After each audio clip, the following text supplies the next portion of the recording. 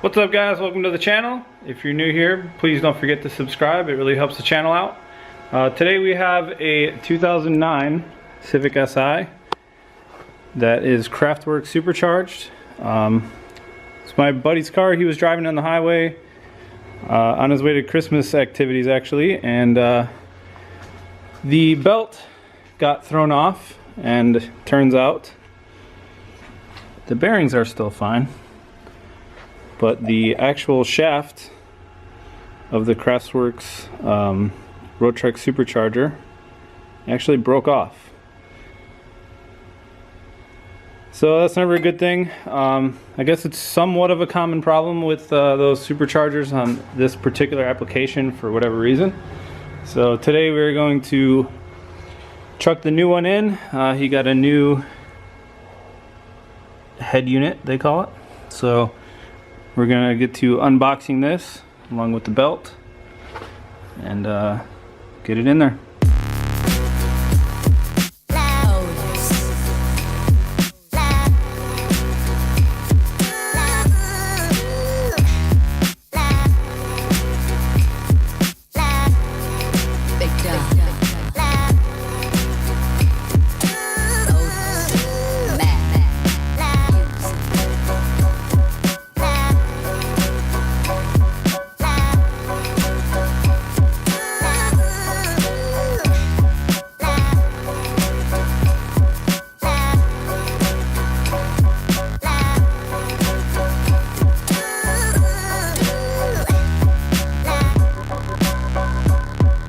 So here's the new supercharger. It comes with a new bottle of their oil, which is specific to the Rotrex superchargers. Comes with some hose, a new filter, and a new canister.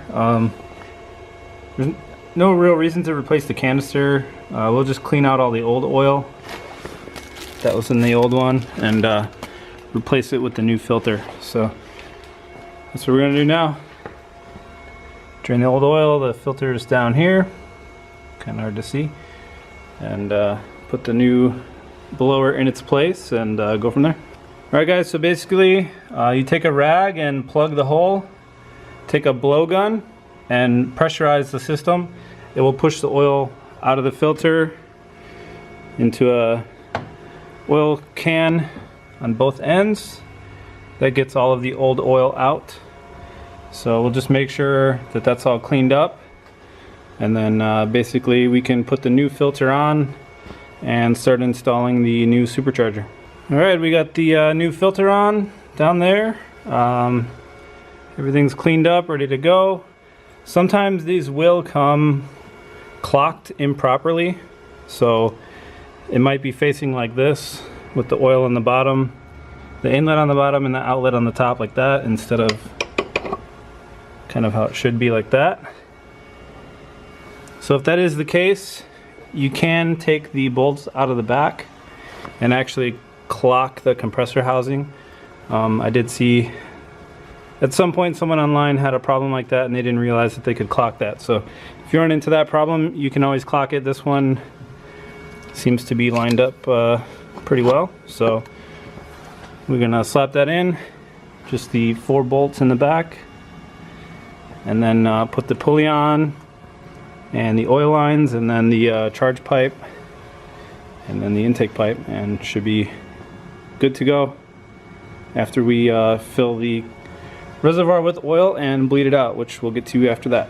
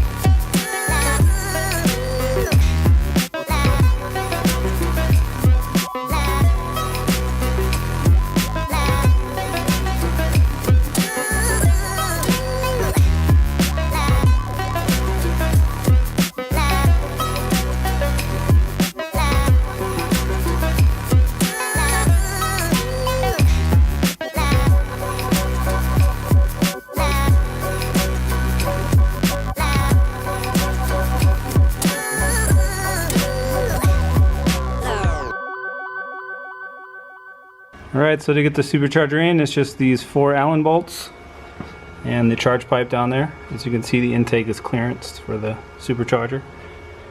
So next step will be the pulley and the oil lines.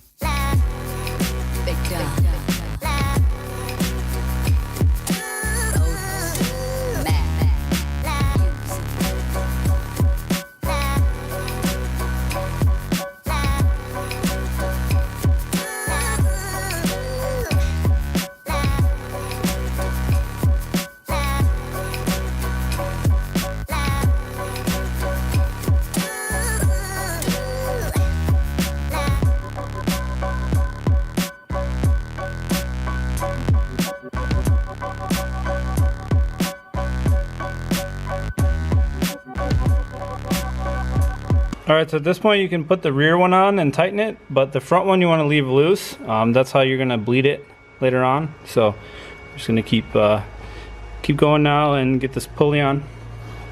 So we got the pulley on. You can wait to do the final torque until the belt is on. It will help you hold it. Much easier to get the final torque on when the belt's holding it. The oil inlet is still loose. The outlet is tight.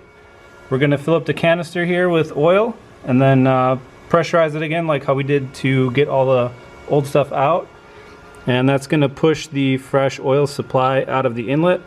And once the oil comes out of here, then you know the inlet side there, the suction side, is bled.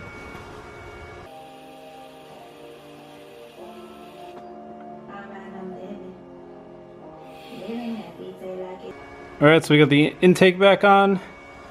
There's a couple of breather hoses, the mass airflow sensor, the mount, this front hose here, and the one in the back down there is kind of hard to get to. Don't forget that one, and then obviously to the supercharger. So the only thing left to do is to get the belt on, torque those 6 pulley bolts there, and then basically start it and let it idle up around 2000 for a little bit and check the oil level to make sure that you're all good there. Alright, we got the belt on. You want the tension to be pretty tight.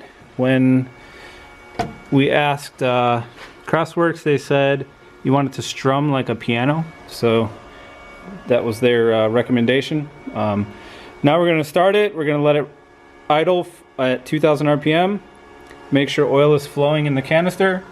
Once you see that it's flowing, let it idle for around 5 minutes. Check for leaks. Then make sure that the oil level is topped off, and you should be good to go. You're supposed to drive it about 65 miles, no heavy boost, no heavy RPM, just to nicely break it in, and you should be all done. So thanks for watching, and please remember to hit the subscribe button. We're going to probably do a full review and get my opinion on this kit in another video. So thanks, guys.